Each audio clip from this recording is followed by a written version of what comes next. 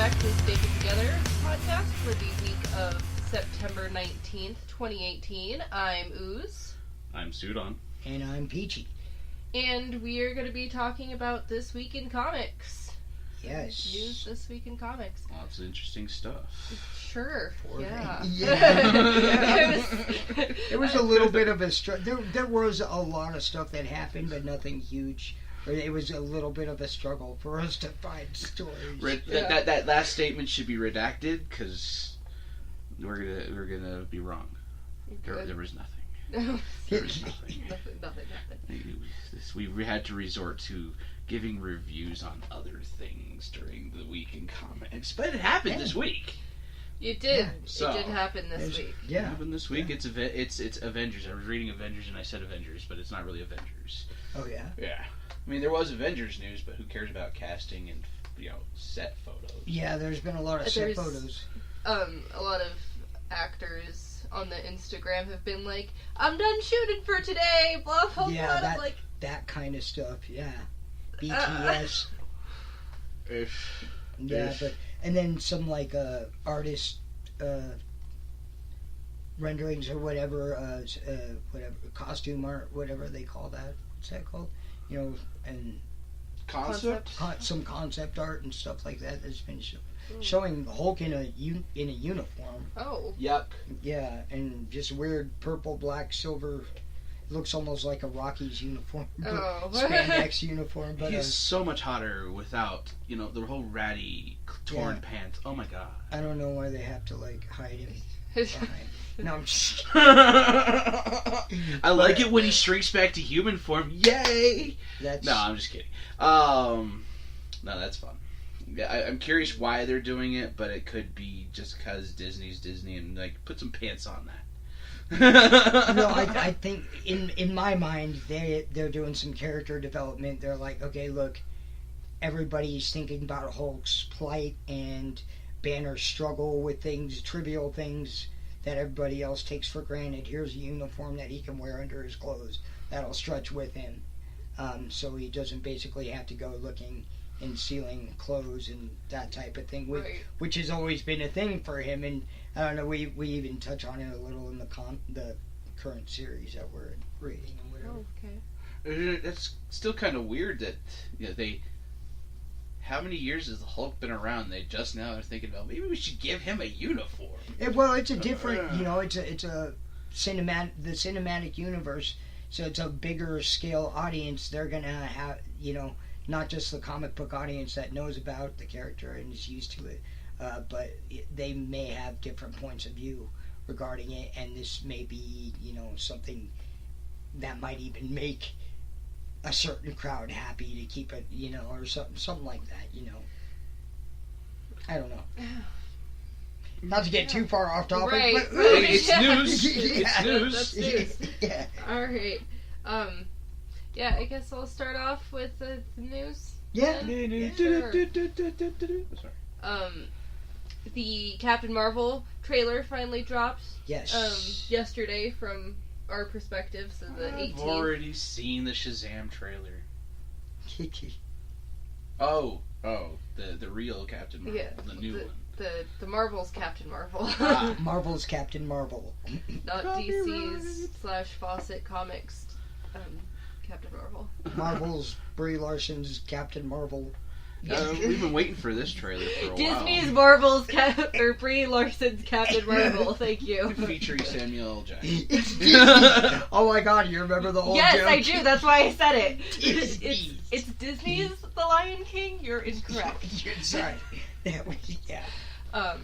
Sorry, inside joke from 10 years ago. For sure.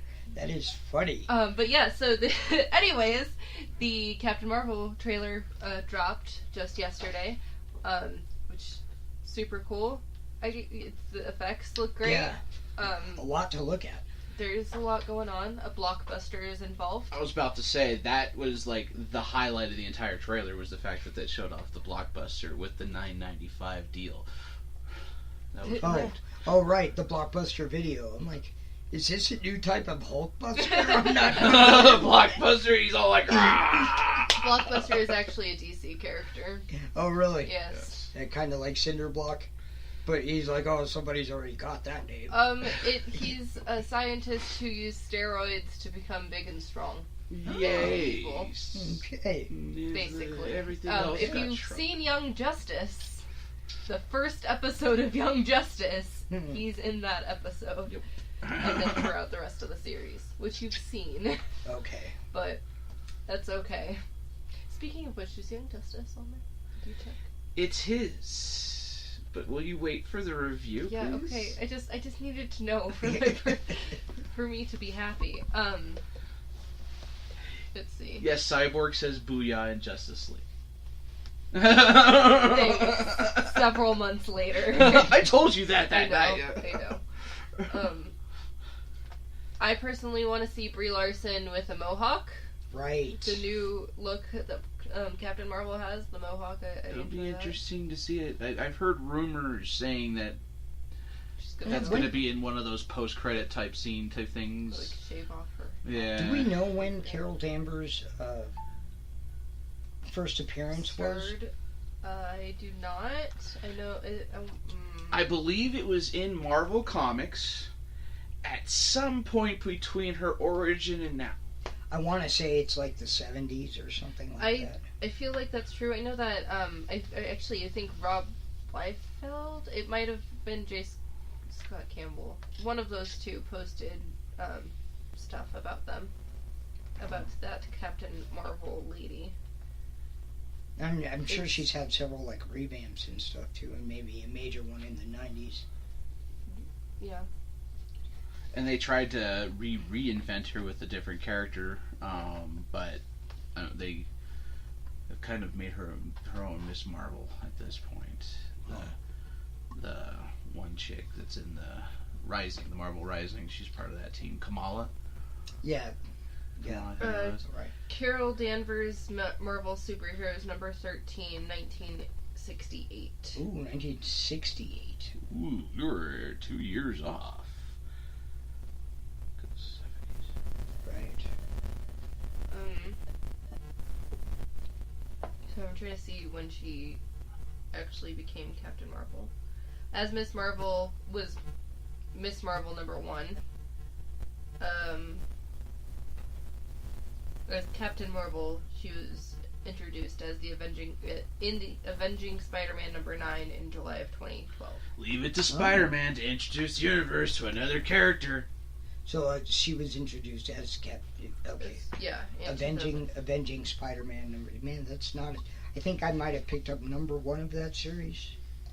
But I've got the Avenging Spider-Man crossover with Deadpool, where he's with Deadpool on that one. And then I've got the Avenging Spider-Man, which is the next issue, actually, where he goes and he meets Devil Dinosaur in the Savage Lands. And, of course, me with dinosaurs, I had to pick that issue up. I'm like, sweet. And then I didn't pick up any other issues of it. This was all digitally, of course. But So, yeah, the mohawk, the when she came into the comics, and also the punching of the old lady which was great. Yeah, that was awesome. Yeah. I think she's a Skrull. What? Skrulls? What could those possibly be? Only super cool things that are terrifying also. I saw them coming up out of the water, so I'm wondering if they're the Dead Sea Skrulls.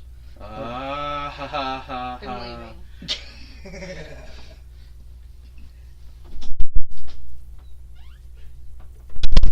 I left. Thanks.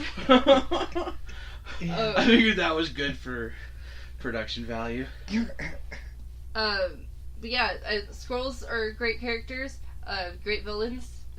I was introduced to them by Secret Invasion, which is probably one of my favorite Marvel storylines. That was the 2002 series?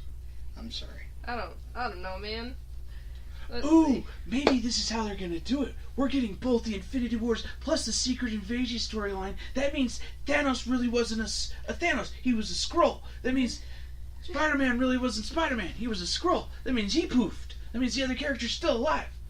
That's where we're gonna get Homecoming, because he's far from home. Oh, 2008. 2008. So is this Marvel finally bringing the Skrulls that Fox has owned for so many years, because it's a Fantastic Four property, back into the fold? Oh, I did not know that, but yeah, I guess.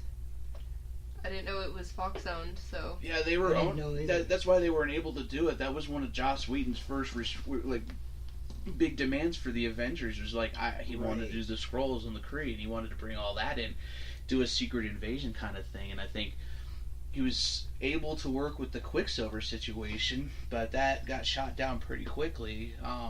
Quite literally. And I mean, and they did touch a little bit on the who are they? The Krill? The Kree. The Kree. The Kree. The Kree. In the original secret invasion, wasn't it? Didn't they touch a little bit on that? The Kree have always been kind of a staple within the universe. They created them when they started doing the cosmic realm of. They had the Guardians and stuff like that. The Earth was in an alliance with the Kree back in the day, from what I remember. So I know that they touched a little bit, maybe from what I remember, on the Secret Invasion storyline, that they may have had something to do with fighting off the Skrulls and all that. But I know they're been in the story. I've read that they're pretty much enemies for the longest time, the Kree and the Skrull. But they've always been the Skrull have always been a classic Fantastic Four villain because of the Super Skrull, with all their powers and stuff. But so I don't know. Maybe the Skrull were okay, but Super Skrull was not. I don't know. That's a huge fine line on what they could and couldn't do in their characters. But now that they're getting that back, it'll be interesting to see. And that it was a cool. I told you what she was like. She had that old lady. Yeah. That's gonna be that's a shapeshifter. Hopefully. I like that we're gonna see the return of Lee Pace as Ronin. Oh yeah. In this movie, so an earlier incarnation of Ronin. Which means we'll see Kree, because he was a Kree. Right. So that's cool. I mean, that means we might see the Nova Corps.